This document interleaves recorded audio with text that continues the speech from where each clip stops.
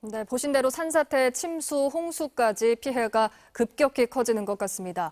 앞으로가 더 문제일 것 같아 걱정이 되는데요. 방재 전문가와 한번 짚어보겠습니다. MBC 재난자문위원인 인덕대학교 스마트건설 방재학과 정창삼 교수님 스튜디오에 나와 계십니다. 네, 교수님. 안녕하세요. 예. 비 피해가 계속해서 늘고 있는데요. 예. 가장 우려되는 건 아무래도 인명피해입니다. 그렇습니다. 근데 산사태로 인한 인명피해가 특히나 많은데 예. 이유가 있습니까? 지금처럼 이제 사흘간은 400mm 이상의 비가 오게 되면 사실은 산사태라는 건 인공 절개지에서 산사태가 나거나 자연 사면에서 둘 다 날 수 있는데요. 지금은 이제 비가 집중되고 있는 충청도, 전라북도, 경상북도 쪽에서는 어느 곳에서나 산사태가 나도 이상하지 않을 정도로 이제 토양이 포화되어 있는 상태입니다. 네. 저희들 쉽게 생각해 보면 한 50m 정도의 야산이라 그러면 우리가 30% 흙 사이에 공극에 물이 들어가 있다라고 하면 한 200~300톤의 물, 그러니까 우리가 무거운 물체가 그냥 이고 있다고 생각하시면 됩니다. 그래서 네. 그냥 쉽게 그냥 산사태가 어느 곳에서나 날 수 있는 그런 위험한 상황이라고 할 수 있습니다. 그러면 산사태는 시간당 몇 밀리미터 정도의 비가 오면은 위험이 좀 커지는 건가요? 산사태는 여러 가지 요인에 의해서 발생되는데요. 첫 네. 번째로는 이제 강우 총량, 그 다음에는 또 강우 강도, 그 다음 또 토양의 특징, 그 다음에 경사면의 차이, 뭐 이런 다양한 요인. 그 외에도 보면은 이제 나무가 이제 뿌리를 내리고 있기 때문에 강한 바람에 의한 진동, 이런 여러 가지 요인에 의해서 발생할 수 있습니다. 네. 그럼에도 불구하고 지금 현재로 가장 중요한 건 강우량과 강우 강도라고 할 수 있고요. 네. 그리고 지금 현재 봉화라든가 영주 같은 지역들은 비교적 이제 고도가 높아서 침엽수들이 많은 지역인데요. 활엽수보다는 뿌리가 얕은 침엽수 쪽에서 좀 더 많은 발생이 일어나고 있습니다. 아, 그렇습니까?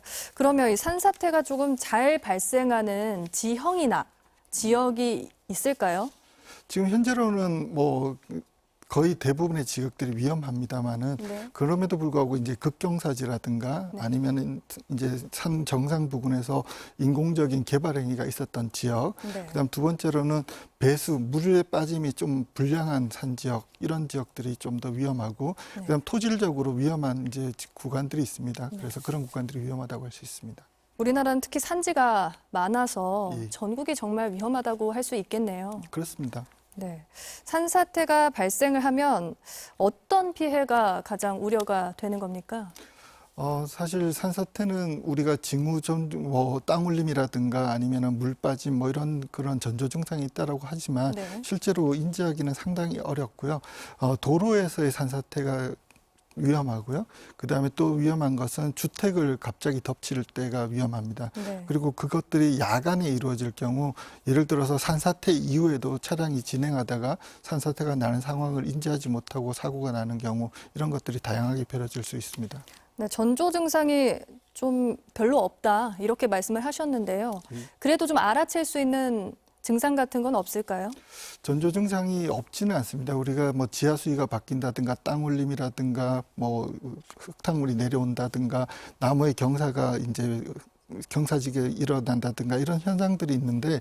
문제는 뭐냐면은 그런 현상들을 일반 주민들이나 그것들을 인지하기가 상당히 어렵습니다. 아, 그게 문제입니다. 그렇군요. 네, 그렇다면은 산사태 좀 어떻게 대비를 해야 할까? 이것도 중요할 것 같은데요. 대비 방법이 있을까요? 그렇습니다. 제일 좋은 거는 저희가 이제 비 오기 전에 예방 사업, 그러니까 사방 사업들을 통해서 위험 지역을 개선해 나가는 게 가장 좋은 방법이고요. 네. 그다음에 이제 대비 단계에서 이제 강우가 오기 직전에 이제 산의 배수로를 좀 우리가 미리 토사 같은 것들을 미리 제거해줘서 배수 체계를 개선하는 것들이 좋을 것 같고요. 네. 그것보다 좀 더 중요한 건 지금 현재 우리가 경보가 내려진 지역은 가급적 오늘 내일은 그냥 주민 대피가 가장 중요하고요. 그다음 그 지역에 계시는 분들이 정보를 조금 취득하시는 게 중요한데 지금 저희가 경북 쪽에서 사고 난 데들을 보면 저도 현장에 가보면 네. 그런 지역들이 굉장히 오지에 있습니다. 그러다 보니까 네. 사고가 나도 우리가 도와드리러 가기도 어렵고 그 지역에 있는 주민들을 가급적으로 사전에 마을회관이라든가 안전한 곳으로 대피시키는 것이 가장 중요할 것 같습니다. 네. 산사태도 문제인데요. 충북에 있는 괴산댐이 원류를 했습니다. 그렇습니다. 물이 넘쳤는데 이유가 뭘까요? 네. 지난 사흘 동안 너무 많은 비가 왔습니다. 네. 그러니까 우리가 설계 규모를 뛰어넘는 너무 많은 강우가 왔고 사흘 전부터 위험성을 인지하고 수문을 그냥 다 열었거든요. 네. 그래 열었음에도 불구하고 우리가 수문으로 나갈 수 있는 용량보다 더 많은 물들이 들어오기 때문에 그런 현상들이 일어나는데 네. 그나마 우리가 다행인 것은 괴산댐은 평화의 댐과 비슷하게 네. 중력식이기 때문에 중력 콘크리트식입니다. 그래서 네. 원료를 어느 정도 허용하는 댐이기 때문에 아, 원료가 네. 지금 9시 22분에 이제 그쳤기 때문에 네. 어느 정도 제체에 대한 안정성을 확보하고 있는 것으로 생각하고 있습니다. 그렇다면은 비가 많이 다시 내린다면은 또 다시 원료를 할 가능성도 있는 겁니까? 이거는 이제 강우 패턴에 따라 틀린데요. 네. 만일 저희가 예상대로 400mm 정도 온다라 그러면 그런 현상이 벌어지지 않을 수는 없을 수도 있습니다. 생길 수도 있는데요. 그것보다 중요한 것은 이제 하류에서의 통순 같은 것들, 그러니까는 결국은 괴산에 있는 달천이 인접하고 있는 이제 금강과의 문제 이런 것들이 복합적으로 우리가 고려를 해서 홍수예경보를 시행해야 된다고 생각하고 있습니다. 네.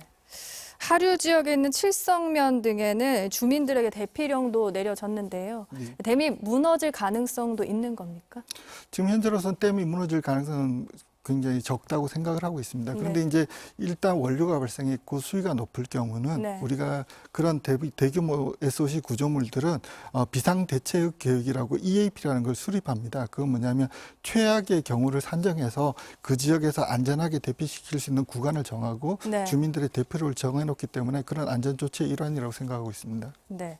한 가지만 더 질문을 드리겠습니다. 야간에 갑작스럽게 비가 많이 내리면요. 예. 반지하에 사시는 분들 특히 걱정이 많이 되거든요. 작년에도 피해가 굉장히 컸잖아요. 그렇습니다. 그럴 때는 어떻게 대비를 좀 해야 할까요? 사실 제일 좋은 건 이제 모래주머니라든가 물막이판을 설치하면 좋습니다. 그리고 그거보다 좀 더 좋은 거는 오늘이나 내일같이 정말 위급한 상황에는 친척 집이나 친지의 집에서 하루 정도 대피하시는 게 제일 좋을 것 같고요. 네. 그런 상황도 안 됐다라고 하면 저는 개인적으로는 문을 조금 열고 주무셨으면 좋겠습니다. 네. 물론 조금 위험하고 그럴 수는 있지만 왜 그러냐면 밖에서 주무시는 동안 수압이 걸려가지고 바깥에 범람이 일어나서 수압이 걸리면 30cm 이상만 물이 차더라도 문이 안 열립니다. 네. 그래서 노약자들이 빠져나올 수 없기 때문에 문을 조금 열어놓고 주무시면 네. 그 물이 들어오더라도 쉽게 문을 열 수 있기 때문에 생명을 구하는 데는 크게 도움이 될 거라고 생각하고 있습니다. 예, 정 교수님 말씀 잘 들었습니다. 고맙습니다.